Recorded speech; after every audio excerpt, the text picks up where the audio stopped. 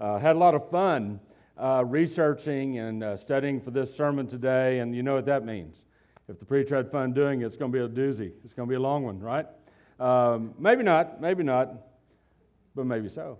So we'll find out. In Matthew chapter 24, Jesus had a few things to say about things that have not yet happened.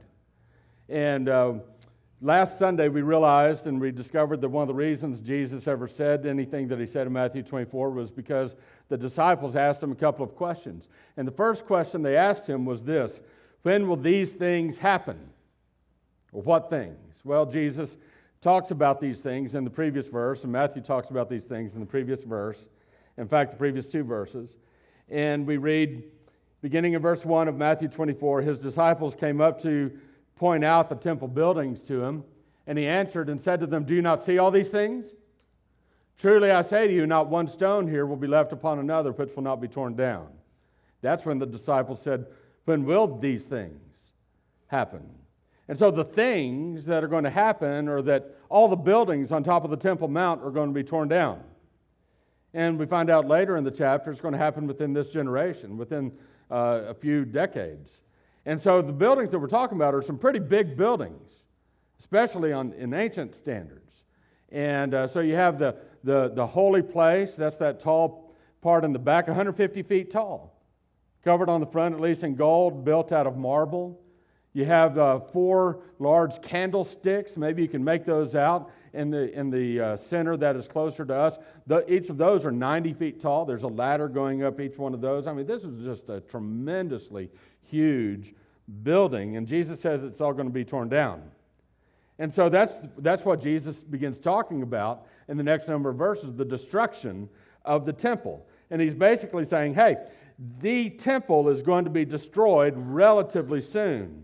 So here is what you, my disciples, my followers, need to look out for. You who will live here in this area, in Jerusalem and Judea, here's what you need to look out for so that you can get out of town and be safe when this city is destroyed. And Jesus gave them 7 signs. We looked at those signs last week, beginning in verse 4. He talked about look out for false Christs, look out for wars and rumors of wars, look out for famines and earthquakes when you hear of those things. Look out for tribulation and persecution. Look out for apostasy, people falling away from the faith. And finally, pay attention to this last one, when the gospel is preached to the far reaches of the Roman Empire as a witness to all the nations. So Jesus is saying that these are the things that must take place before the temple is destroyed. Look out for these things. And so if you're one of the disciples, you're probably thinking the next logical question, the next thing that comes to mind must be this: okay, we'll look out for those things. We'll keep that in mind. But then what? I mean, if I'm a Christian and I'm living in and around Jerusalem during that time, and I'm looking out for these things, I'm starting to hear about these things, well, what am I exactly supposed to do once I hear about these things? And exactly when am I supposed to do whatever it is I'm supposed to do? And Jesus tells them, beginning in verse 15, and that's where we'll pick up today, what to do.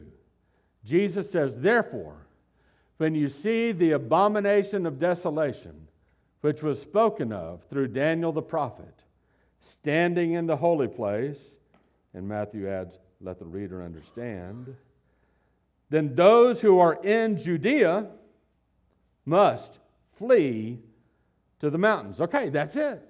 That's what we're supposed to do. We're supposed to flee to the mountains. We, the followers of Jesus, living in Jerusalem and Judea, in that time, when we see the abomination of desolation, Jesus is saying, get out of town. Well, okay, that clears things up, right? What in the world is the abomination of desolation? Has nothing to do with Taco Bell, okay?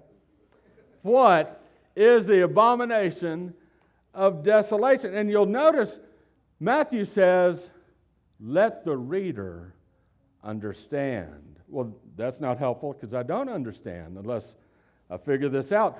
But Jesus told us where to figure it out. It's in Daniel's book, Daniel the prophet. when he was standing in the holy place. And Matthew says, let the reader understand. Matthew is telling us, hey, if you don't know what this means, go to the book of Daniel and figure it out. Okay? So let's do that. Let's go to the book of Daniel. Daniel chapter 9. And again, the words will appear on the screen behind me. You can follow along in your translation as well. But Daniel chapter 9, beginning in verse 24, this is a prophecy that was spoken by none other than the angel Gabriel. You remember Gabriel? He happened to show up when Jesus was born. In fact, before Jesus was born, Gabriel was there. And so Gabriel sort of shows up during some big events, and he happens to always have a message directly from God. This is part of the message from God that was given by Gabriel to Daniel. And beginning in verse 24 of Daniel 9, we read this. 77s have been determined for your people and for your holy city. What in the world are 77s? Some of your translations say 70 weeks. But literally in the Hebrew, it's 77s. Well, I hate that it's not a school day, and I'm going to ask you to do a little bit of math today, but 70 times 7 is what? 490. 490 somethings have been determined for your people and for your holy city. So 490 what? 490 bananas?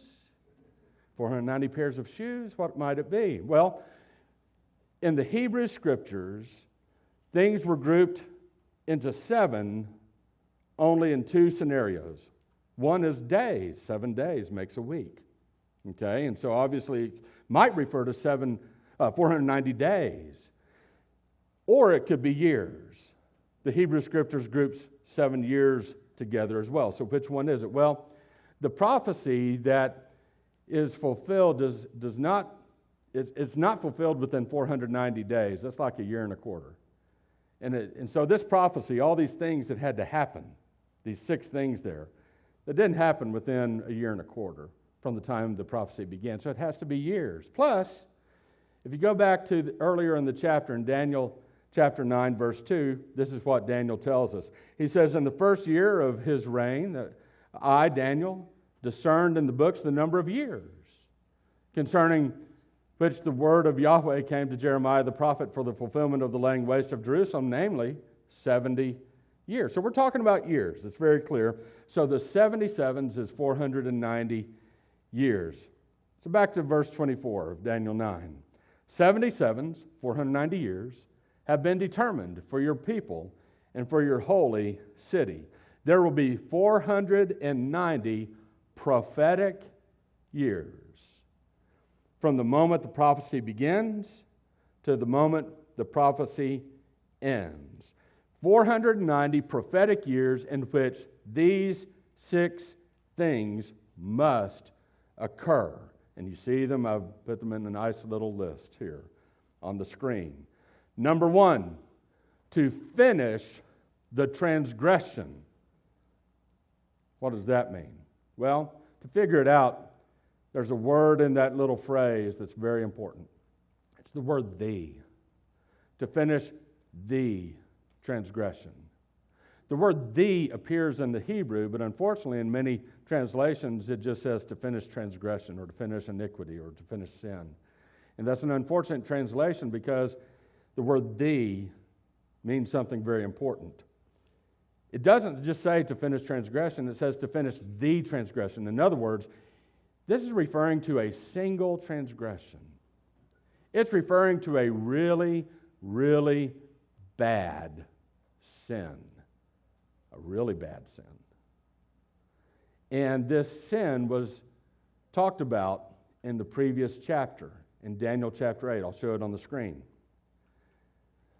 Daniel writes, "Then I heard a holy one speaking, and another holy one said to that particular holy one who was speaking, 'How long will the vision about the regular sacrifice apply, while the transgression causes desolation, so as to allow both the holy place and the host to be trampled?'"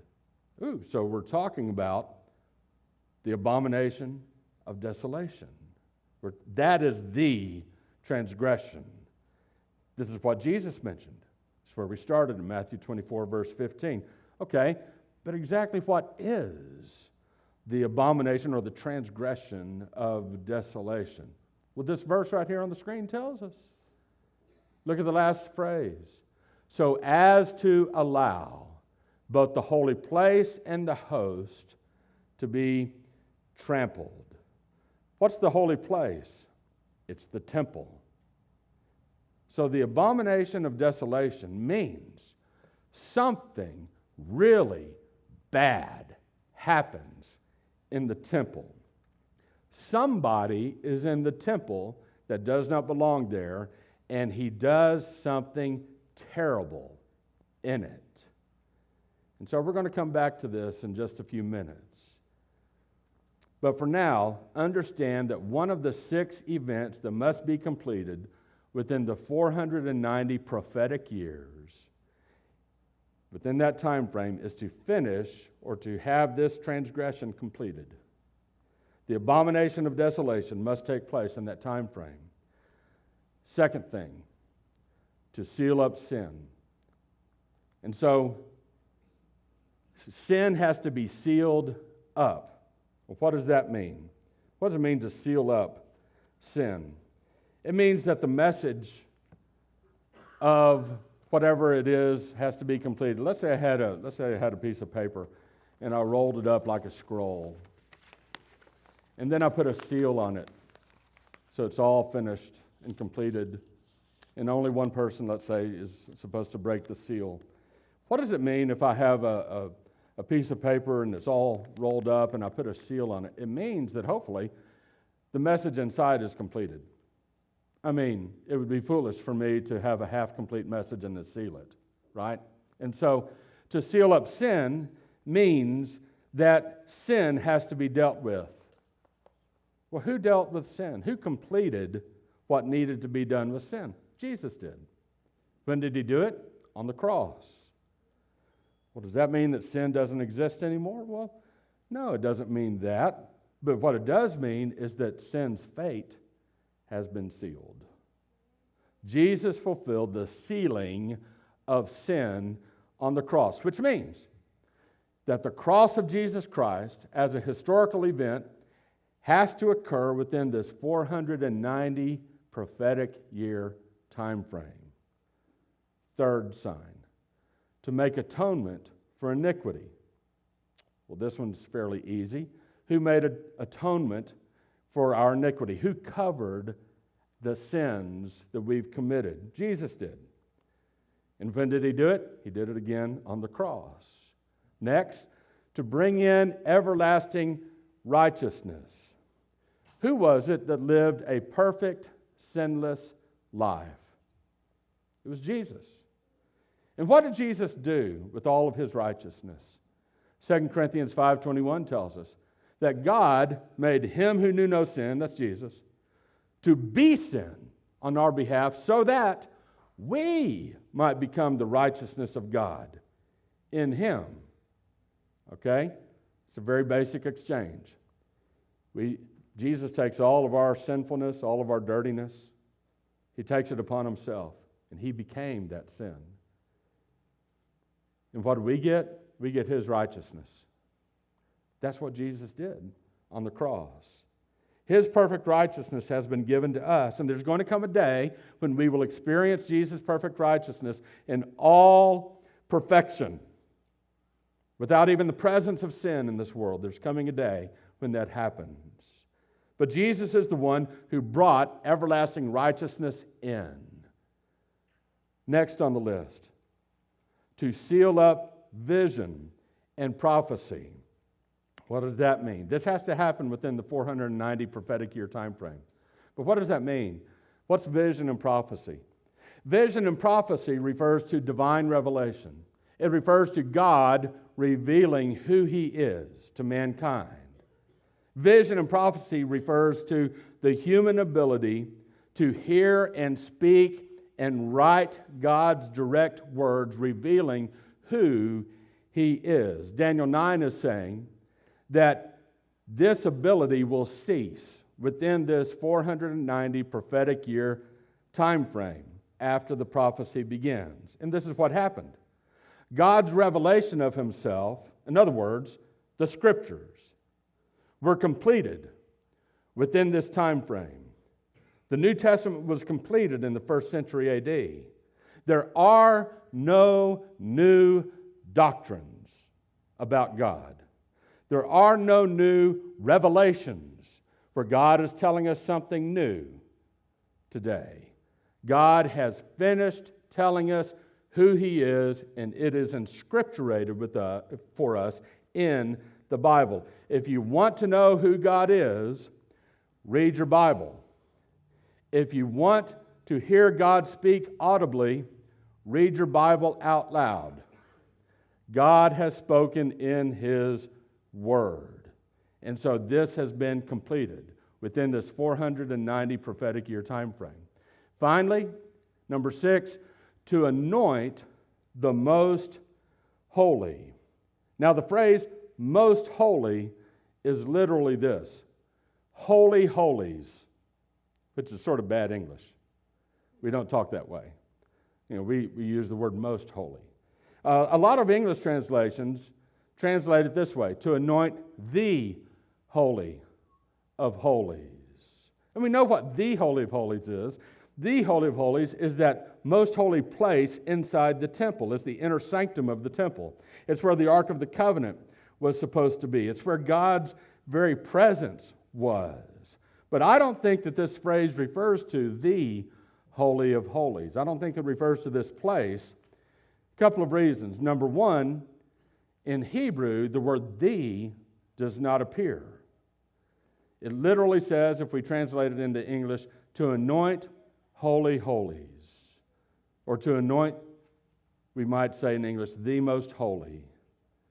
In fact, the other reason that I think it does not refer to the temple, but instead it refers to Jesus as the one who's the most holy, is because the word anoint is the Hebrew word Mashiach, Messiah.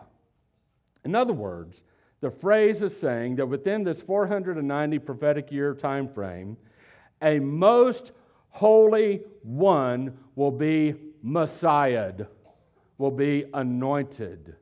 Well, who is that? That's Jesus. At least in my interpretation, it's Jesus. According to this prophecy, someone will become the Messiah within this 490-year prophetic time frame. And maybe that's why there were so many people in Jesus' day who were wondering, where's the Messiah? They were asking Jesus, are you the Messiah? John the Baptist said, are you the Messiah? Why is everyone asking this question? Who's the Messiah? Are you the Messiah? Do you see anyone today asking that question, running around town? Are you the Messiah? Are you the Messiah? No one's asking that question today, but they sure were back then. Why? Because people could count. They knew when Daniel's prophecy began, and they knew that the time was running out. Someone had to be the Messiah. And so they even asked Jesus, are you the one? The prophecy of Daniel 9 was coming to a close during the days of Jesus' ministry. And so here's what we have. We have sealed up sin fulfilled by Jesus. We have atonement for iniquity. We have everlasting righteousness brought in. We have vision and prophecy that have come to a close within this time frame. And we have the Most Holy One anointed. So we have numbers 2, 3, 4, 5, and 6 all taking place within the 1st century A.D. within this 490-year prophetic time frame. But what about the first one? What about to finish the singular transgression, which we know is the abomination of desolation? Now, many of you have been taught that the abomination of desolation is still future, and that the Antichrist will commit it in a not yet rebuilt temple. And that may be a possibility. If you want to believe in a dual fulfillment of prophecy, that this occurred once in the 1st century and also can occur in the future, that's certainly an option. But I want to show you that the Abomination of Desolation took place in the year AD 70 when the temple was destroyed. I mean, after all, if the other 5, Numbers 2 through 6, were fulfilled in the first century, wouldn't it make sense that the Abomination of Desolation would also be fulfilled in that first century? And I want you to remember where we started this study, with Jesus telling his followers in Jerusalem and Judea what specifically to look out for so that they can escape God's judgment of Jerusalem that will happen within that generation. So let's see if we can figure out the details of this prophecy. Like Matthew said, let the reader understand. Look at the next verse, Daniel 9:25. So, you are to know and have insight that from the beginning of the prophecy, what is? From the going out of a word to restore and rebuild Jerusalem. Let's stop right there. The prophecy of Daniel 9 would start the moment that a decree was issued to restore and rebuild Jerusalem. Why does Jerusalem need to be restored and rebuilt? Because it was destroyed. We're talking about over 500 years before Jesus had come on the scene. By the time that Daniel was there and he had received this prophecy, Jerusalem had been overtaken, Jerusalem had been destroyed, and its people, including Daniel, were taken to a foreign land. But later, after Daniel, a generation or so later, this is what we read in Nehemiah chapter 2. Now it happened in the month Nisan, in the 20th year of King Artaxerxes, Nehemiah said, I said to the king, if it's good for the king, and if your servant is good before you, send me to Judah, to the city of my father's tombs, that I may rebuild it. Down in verse 8, and the king granted letters of authorization to me, because the good hand of my God was on me. And so this is the decree that was issued by King Artaxerxes of Persia to rebuild and restore Jerusalem. When did it happen? Nehemiah 2 tells us. It happened in the 20th year of King Artaxerxes' reign. When was that? That was 444 BC. And it happened not only then, but also within the month, the Jewish month Nisan of that year. When did the Jewish month Nisan begin in 444 BC? March 4th, 444 BC. It was within that month of March 4th. That is the month and the year that the prophecy of Daniel 9 would begin, in March 444 BC. Question: how long is it going to take to rebuild the temple and rebuild Jerusalem? Going back to Daniel chapter 9, verse 25, the next phrase, we find out.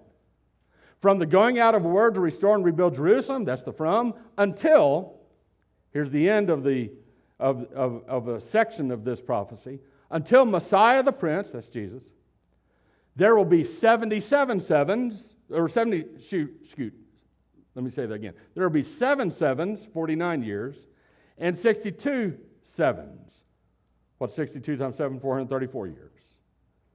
And so, that first group of 7 sevens,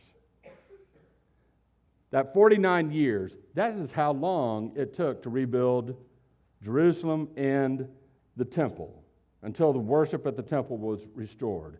And from that point, for the next 434 years, that would be the time between then and the Messiah. And during all that time, there are times of distress, as the verse says.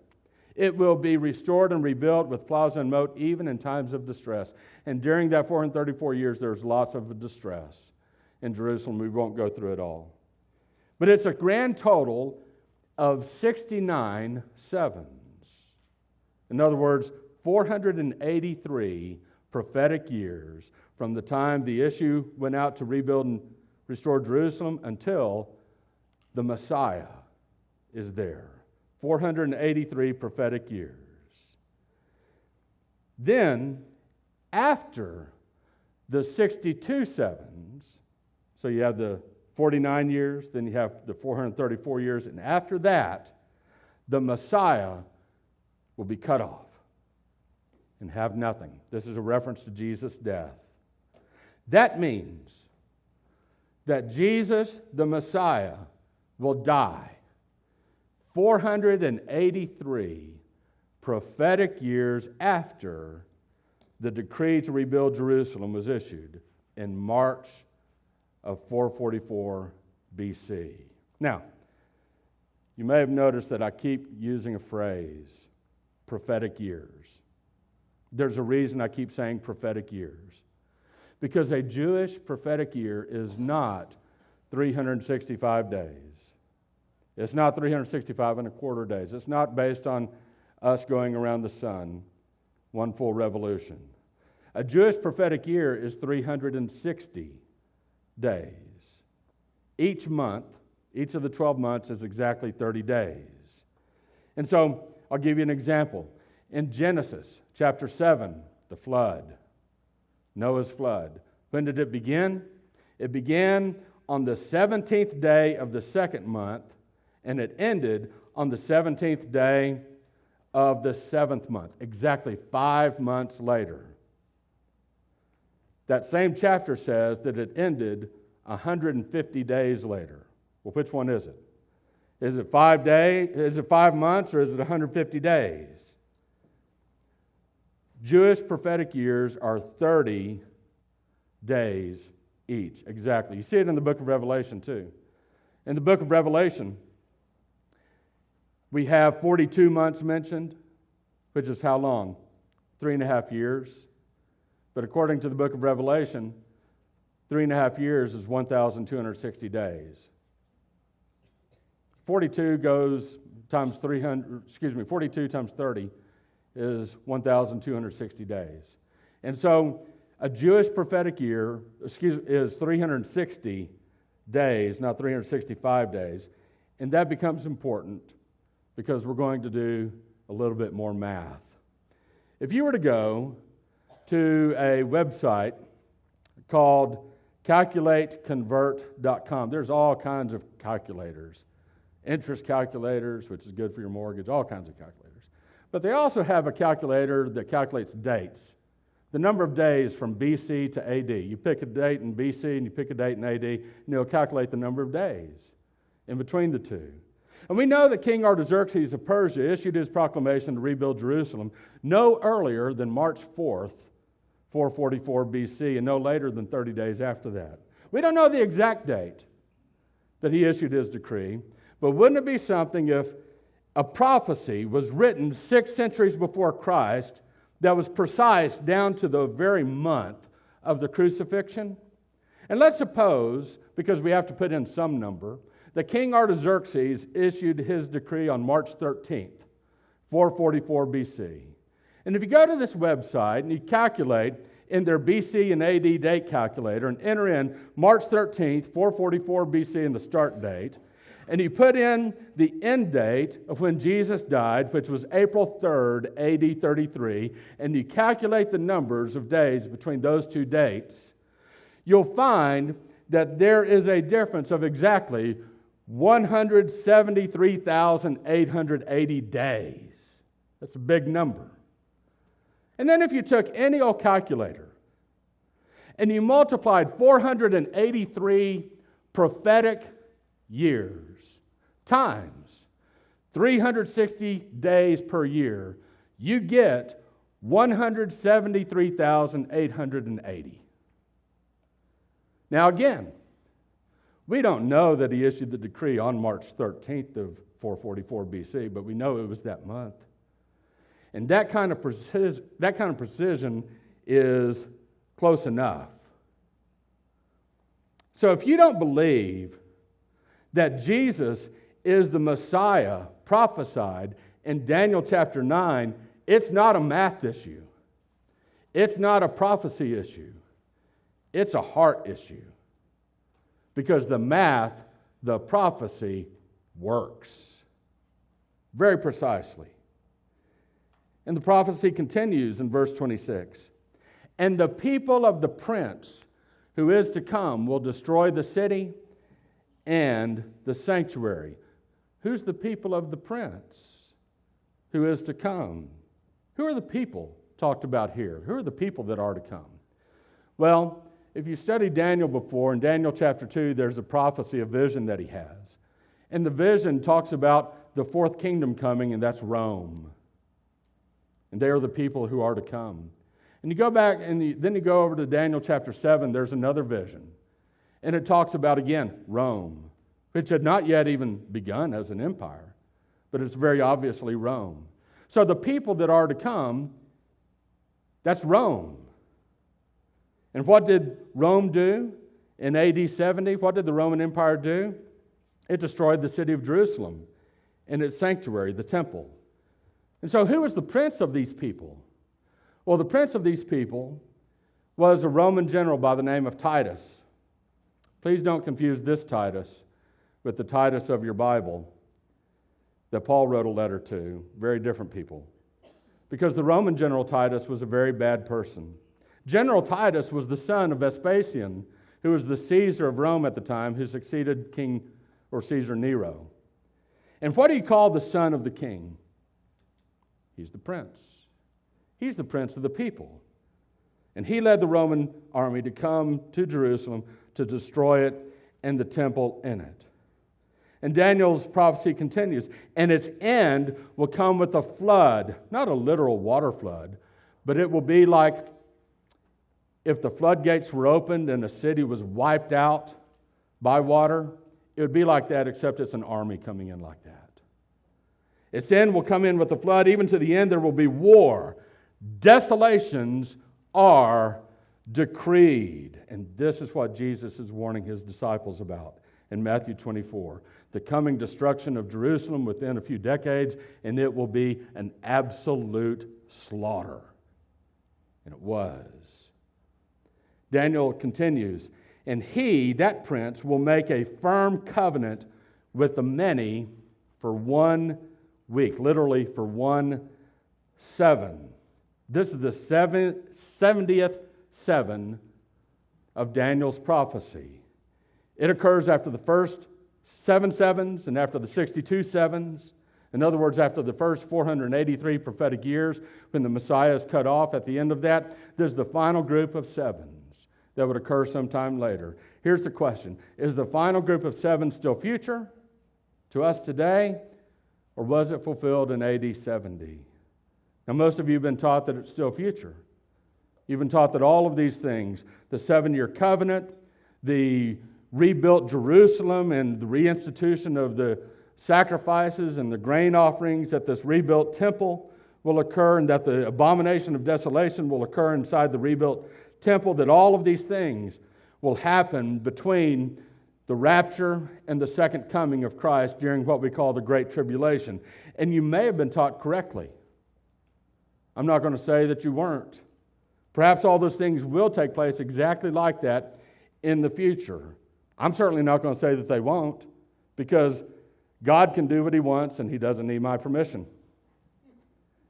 But what I'm convinced of is that every last detail of Daniel's prophecy did occur in and around AD 70. Could there be a double fulfillment? Absolutely, of course. But I want to share with you what happened in and around AD 70. As I've mentioned, we know that Jerusalem and the temple was destroyed by the Roman general Titus in AD 70 in response to a Jewish uprising and a revolt against Rome. And we know that when Titus was making his way to Jerusalem, he made a treaty with the surrounding nations. He made a treaty with the surviving nations of the Medes, the Persians, and the Armenians. And the terms of the treaty was this, essentially. Stay out of this fight, and we will leave you alone. And term 2 was this. If you give us some soldiers to go defeat the Jews, we will reward you. And as a result, another 20,000 soldiers joined Titus on his way to punish and destroy Jerusalem.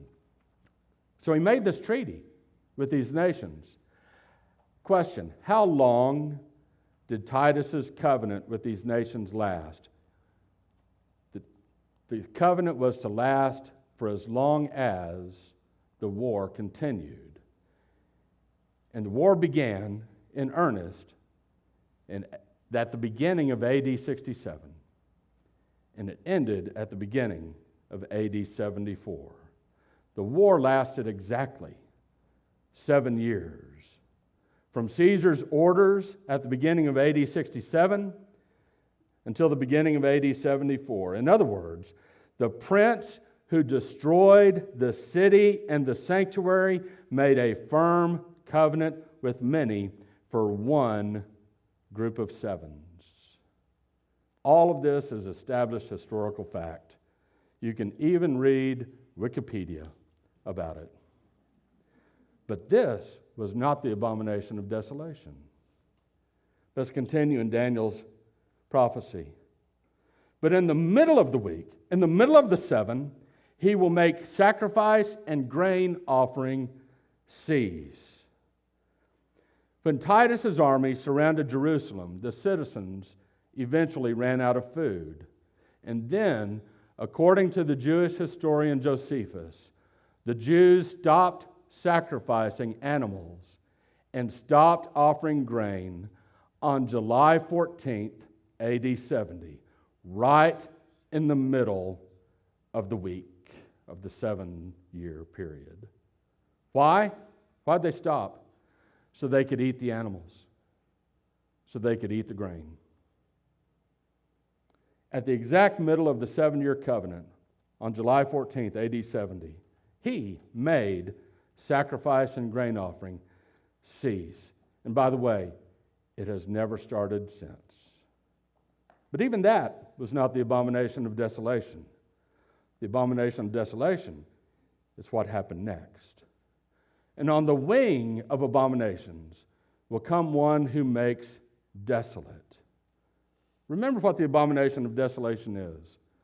The abomination of desolation is when someone who doesn't belong in the temple goes into the temple and does something terrible there. And so when General Titus, according to Tacitus and other historical records, when he showed up on the Temple Mount, his soldiers worshipped him as Caesar. And according to the 6th century AD Babylonian Talmud, a Jewish piece of literature, this is what we read. Emperor Vespasian sent Titus, who said, "Where is Israel's God, the rock in whom they trusted?" This was the wicked Titus, who blasphemed and insulted heaven. What did he do? He took a harlot by the hand and entered the Holy of Holies and spread out a scroll of the law and committed a sin on it. Then he took a sword and slashed the curtain. This is the abomination of desolation. And after that, the temple was made desolate. Never again have animal sacrifices or grain offerings been made. There's no need for it. Why? Because Jesus is a far better sacrifice. And the Holy Spirit dwells in us now, not in a building made with human hands. We are the temple of God. But no matter how evil Titus was, he did not get away with it, because God will not be mocked. And as Daniel's prophecy concludes, even until a complete destruction, one that is decreed is poured out on the one who makes desolate. In other words, God was going to kill him. And God did. Titus soon became Caesar shortly thereafter. But he was only Caesar for 2 years when he died of a fever. He did not get away with his crimes against God or humanity. The abomination of desolation was General Titus entering the temple and committing a heinous sin in the Holy of Holies after his army conquered Jerusalem. And this is what Jesus is warning his disciples about in Matthew 24, because these events would happen in a relatively short period of time, within 37 years of him saying it. The siege of Jerusalem began in April of AD 70, And only 5 months later, in September of that year, Jerusalem was completely conquered and wiped out. According to one source, as many as 1.1 million Jews were slaughtered in Jerusalem, and another million Jews were slaughtered outside of Jerusalem, and 100,000 others were taken into exile. The majority of those taken into exile were executed in Rome, and the rest were sold into slavery. However, Christian Jews escaped. Why? Because they listened to what Jesus said. That's recorded for us now in Matthew 24. And Jesus says again in those two verses, "Therefore, when you see the abomination of desolation, which was spoken of through Daniel the prophet, standing in the holy place," let the reader understand, "then those who are in Judea must flee to the mountains." Jesus says, when you see it, run.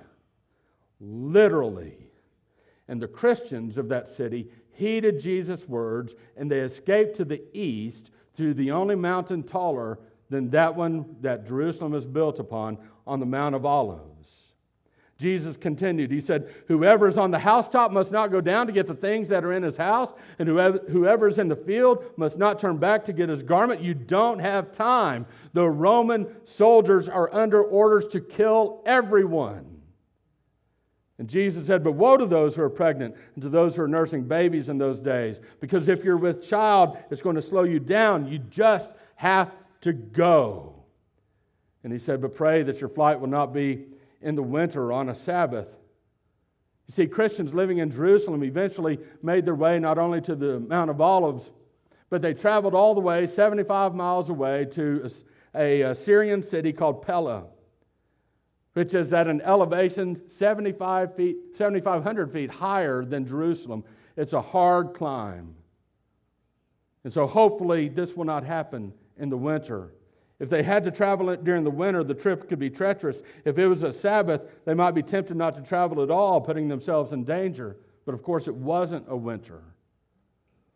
Now that's quite a journey that we've gone on today. And I'll give you two takeaways as we close. Number one, you can disagree with me and believe that all of this has not yet occurred and it is still future, and that's okay. There's nothing wrong with one of us being wrong.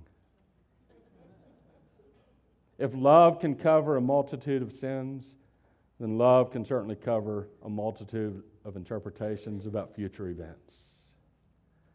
And so we have love in this room, and we can agree to disagree on certain things. Second thing I would point out is this. I want you to know that you can have full faith and confidence in the Scriptures and the Bible that you have. The prophecies of God's Word, they come to pass, even if our finite minds have difficulty understanding them. The same Word of God that fulfilled a 483 prophetic year prophecy to the month makes another promise that you can trust. It is this, that if you confess with your mouth Jesus is Lord and believe in your heart that God raised him from the dead, you will be saved. You can trust God that he will save you. Is that your desire today?